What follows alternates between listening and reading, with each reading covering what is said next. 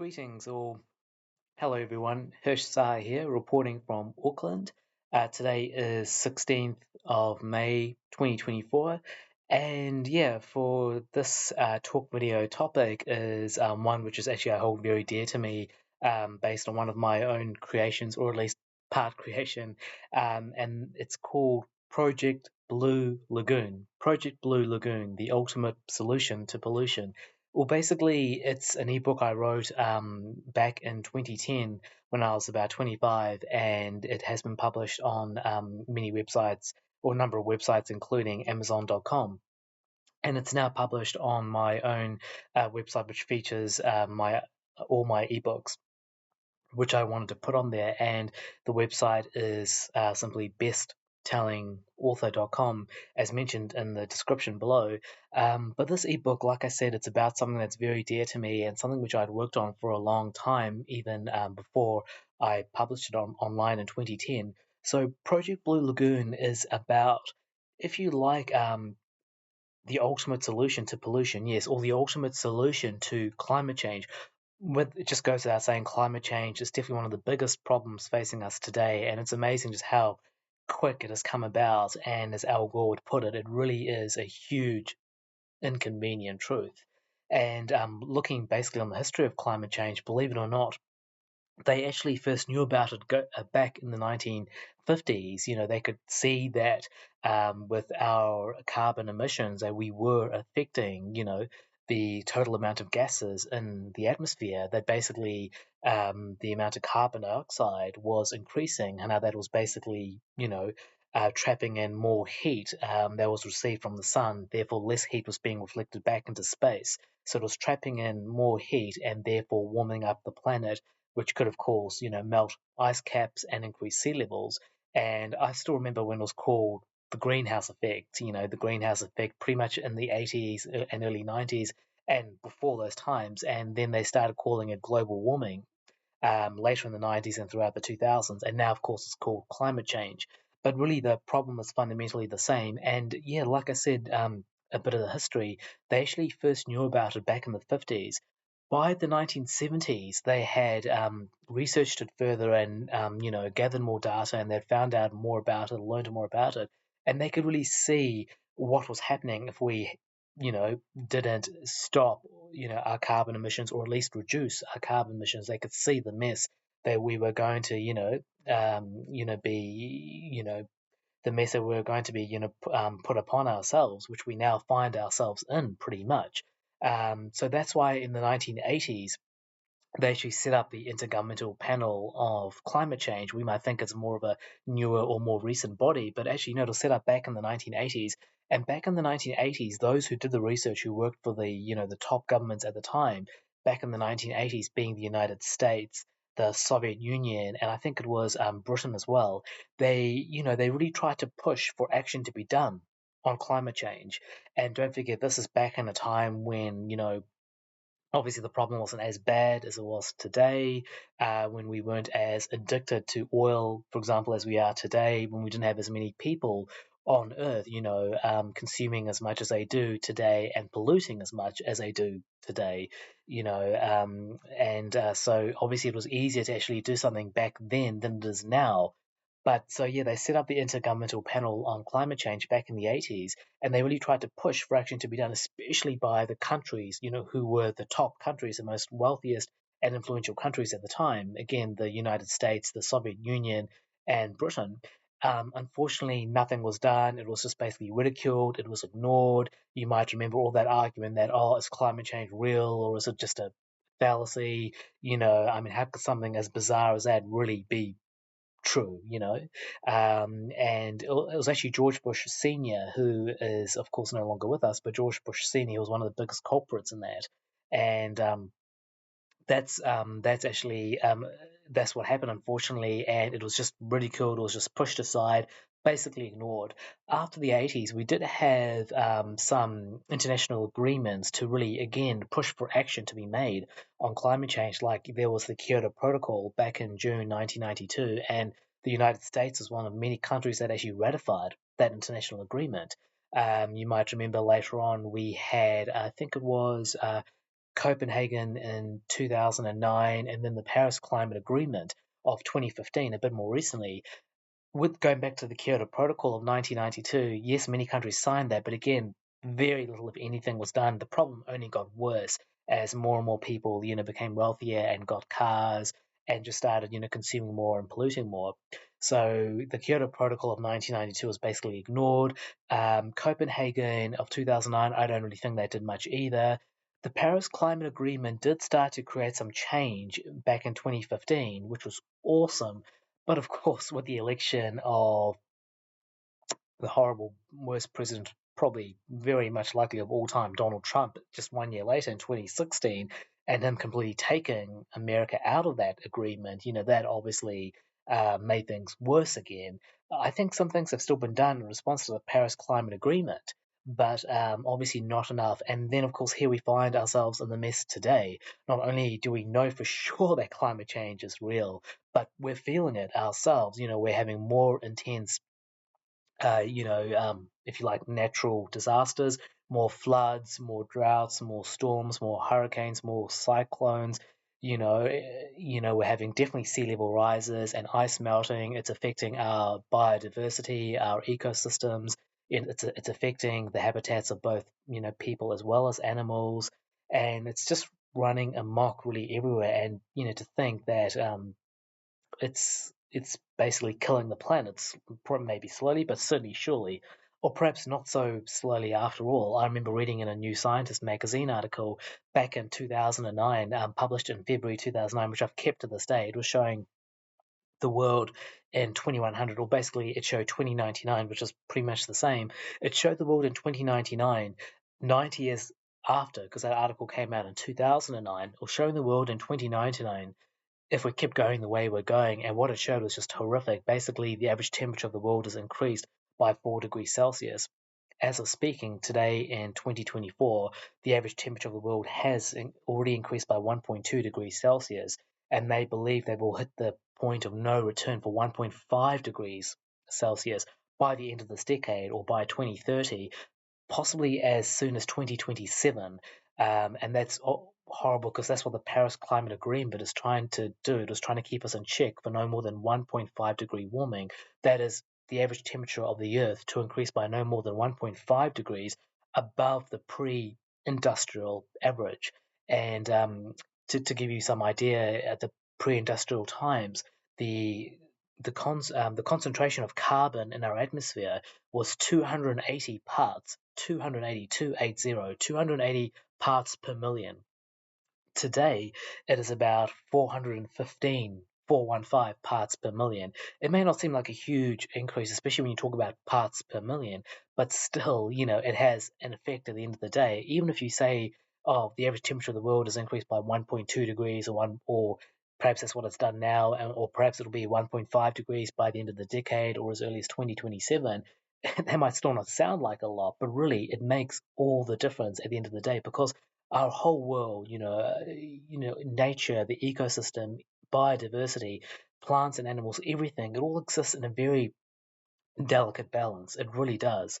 The average temperature is increased by a certain amount. Our planet could really turn into, maybe not quite like the hellstorm that Venus is, what they call a runaway greenhouse effect, where the clouds are immensely thick, and they trap in so much of heat that the planet Venus is actually hotter than Mercury, which is closer to the sun. The average temperature on Venus being about 500 degrees Celsius, hot enough to melt lead, where it's just a constant storm, of lightning and sulfuric acid that rains, but the acid apparently evaporates before it even hits the ground.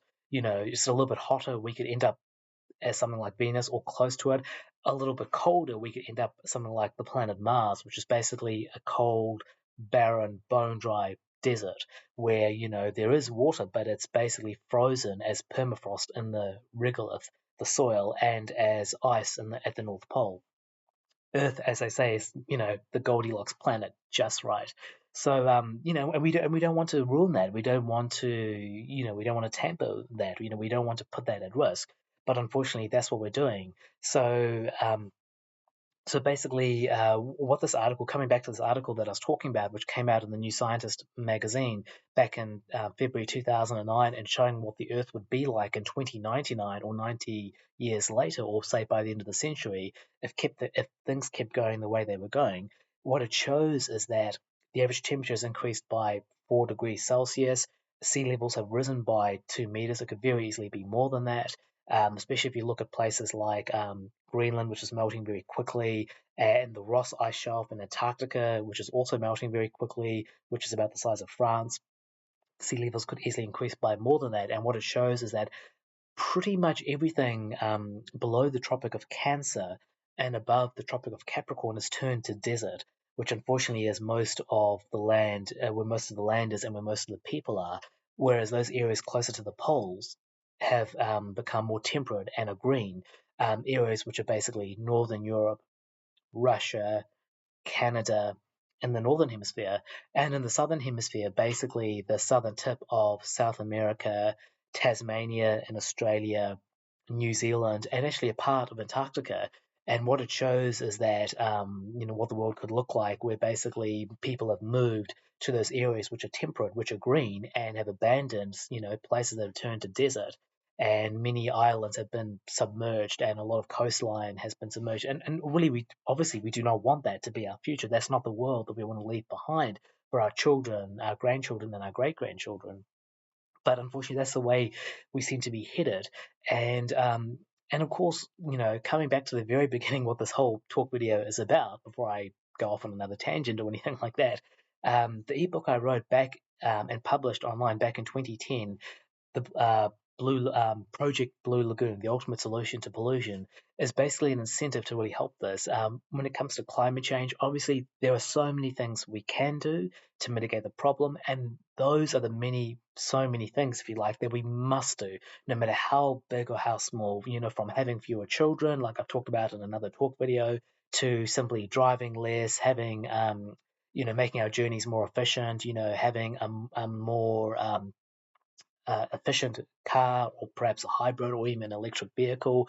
Again, like I talked about in another talk video about how to, you know, um, maximize your fuel savings when driving, to whatever it is, say better insulation of homes and solar panels to use less power, going on fewer trips, only going out when you absolutely need to, perhaps working from home more.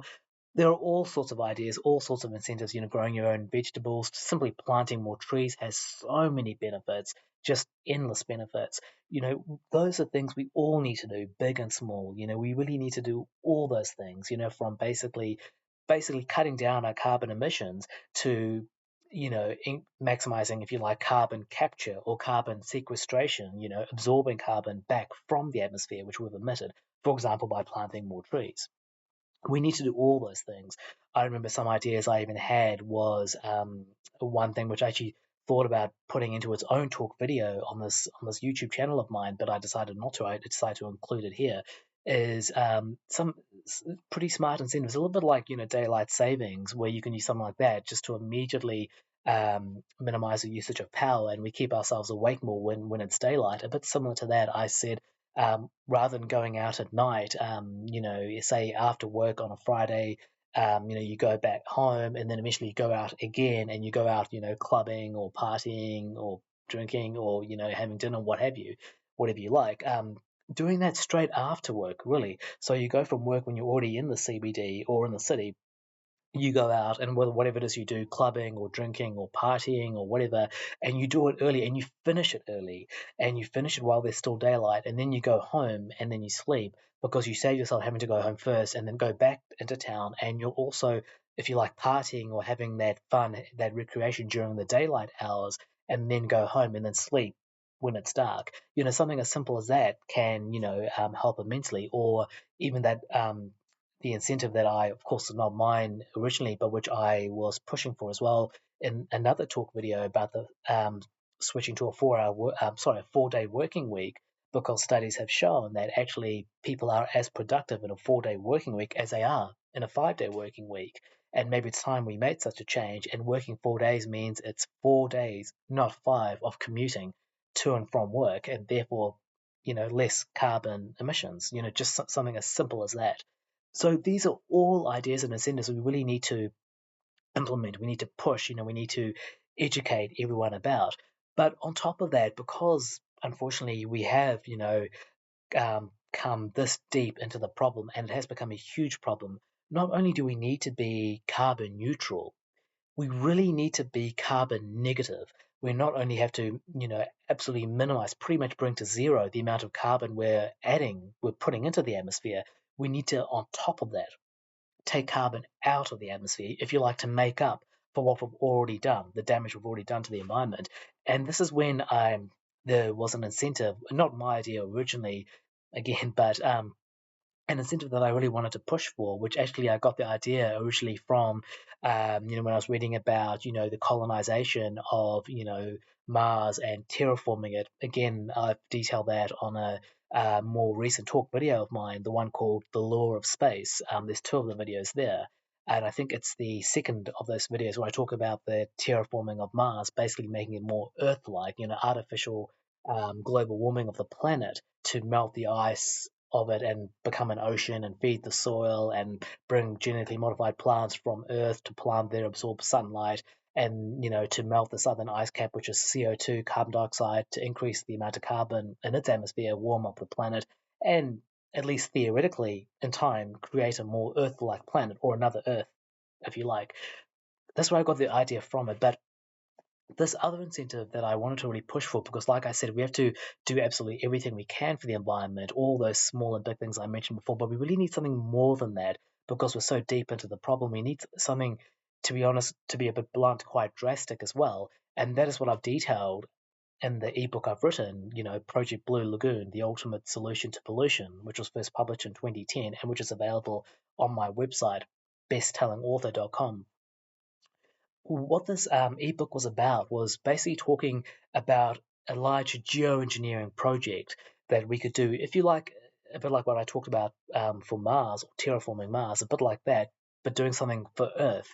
As you may know, that of course, most of the Earth's land, for example, is in the northern hemisphere. Therefore, most of its forests are in the northern hemisphere, and that's actually not so good because when carbon is emitted, even if a lot of it comes from, some of the top carbon emitters, for example, China, the United States, and India, as it stands today, even if it's emitted from those areas, it actually spreads throughout the planet, and that's where it hits, of course, for example, ice in Antarctica or ice up in the Arctic and starts melting that ice and raises sea levels. So what we need is more forestry in the southern hemisphere, and of course, I would think of nowhere else but Australia, to consider, to think about how massive that desert is there. I mean, have you ever looked at Australia and just thought, geez, that's one massive desert? And a lot of it used to be underwater, which is why also it's so flat. When the early European settlers, first discovered Australia and settled it, they actually thought that there must be an ocean in the middle when they'd explored around it, but they were still, exploring the middle of it. And they actually went into the desert, even with their boats and everything, because they thought that there must be an ocean in the middle. And actually, obviously, there wasn't, and they got into a lot of trouble. And it was actually the Aborigines that had to help them out. Interesting side story, that one.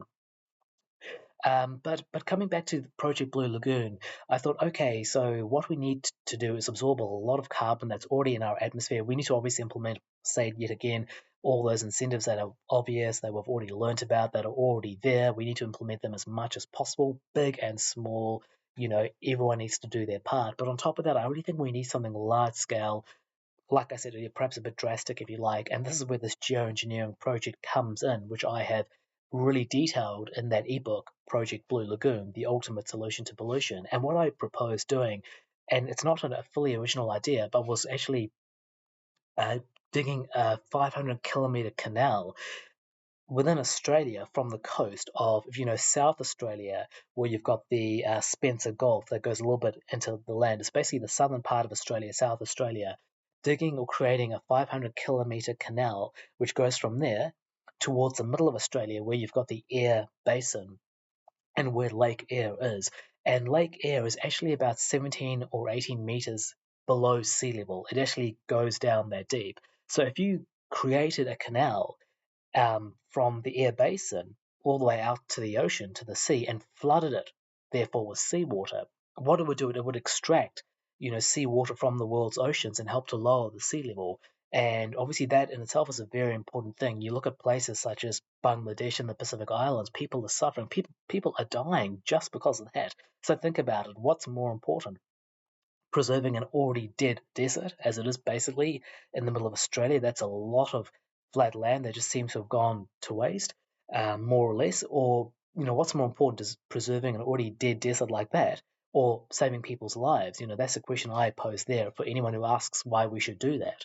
So, building that canal, flooding it with seawater, lowering the world's sea levels, and when seawater comes in and floods that middle portion of Australia, obviously nature takes you know,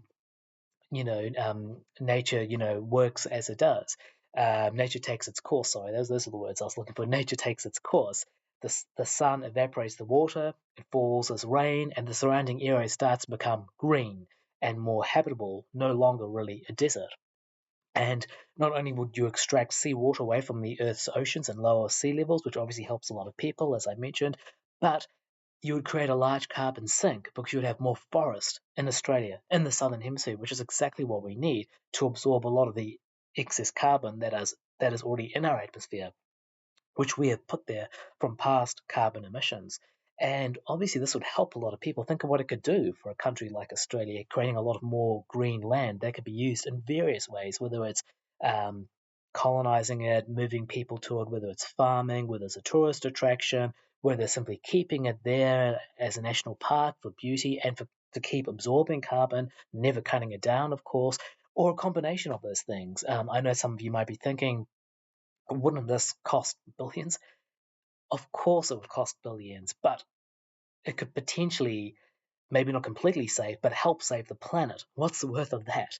And also imagine how much it would add to the Australian economy, and even surrounding countries that could aid in the work. And from having basically barren, arid desert land, virtually useless, to having new green land, even if you like waterfront land, would become extremely valuable to fund the project. The land could be sold in advance, cheaper because it's desert, and which would turn later on, even if it takes a few decades, into waterfront, beautiful property that could be utilized in various ways, as I detailed earlier. So that could even be a way to fund the project. And you might be thinking, okay, what about indigenous inhabitants such as Aborigines? Yes, the Aborigines are, of course, within the Australian desert. There are still vast parts of it that are uninhabited, basically empty and very desolate. We could always find ways to negotiate with them. I know they're very sort of spiritual and religious with their land. The Aborigines in their religion, they they have what they call the dream time, which is the time before man. And in the dream time, in their religion, the gods moved around, and all the gods and such beings as them or messiahs moved around and then settled where they are in their current place. So basically, they believe that nature is the way it is. You can't disturb it. You can't move things. You can't tamper with it. Um, yes, and I understand them. They might hold those beliefs very dear to their hearts, and I fully respect them, like I do. With all religious beliefs, I really try to. I really do. Even if I disagree with them. And like I detailed in yet another talk video of mine, I've been referring to a lot of talk videos in this one. But surely there are still ways that we could convince them, to be a bit more flexible. Perhaps if you paid them, or you gave them some form of compensation, or if you saw it as a way of improving the land because making it go from desert to green with water, or waterfront, or perhaps simply going around the lands that they hold very sacred and dear to their hearts, and maybe focusing on the lands which are not so sacred, not dear to their hearts, and maybe implementing this project there. I thought that maybe the project could create a movement of, if you like, of basically creating canals that flood parts of desert that go below sea level, and then, of course, creating inland lakes or even seas that eventually turn the surrounding area green, that takes water out of, the world's oceans, lower sea levels in the process, and become a carbon sink, and also create beautiful green land that can be utilized in various ways. That's basically what I detailed in that ebook, Project Blue Lagoon, the ultimate solution to pollution. And I've also detailed ways to create the canal even cost effectively, all the various benefits that could come out of the project, and how we could get overcome many of the various hurdles, obstacles that we might find in our way. and the potential future that the project could create, for ourselves, for our children, for the planet, for everyone. And many things are telling me that this will probably never happen, sometimes purely because of bureaucratic processes and the way things are in this world. But who knows? Anything's possible. Maybe it may one day be implemented in some way, shape, or form. And maybe there is something there that we could really utilize. Remember, the ebook is available on my website for free, besttellingauthor.com, under the scientific section. And who knows, if you have any ideas you might want to pass on to me, or just any ways that you think I could really push for the project to be done, because I've tried to actually do that before without really any success, to be honest, unfortunately. But if you have any ideas or anything like that, hey, feel free to message me or post a comment on this YouTube video. I'd love to hear from you.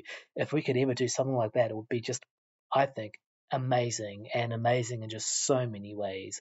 And I so hope that one day it does happen. So what was depicted in their New Scientist magazine article back in 2009, showing a potential future world of 2099, hopefully that never ever comes into being. That would just be awesome if it doesn't. Thank you.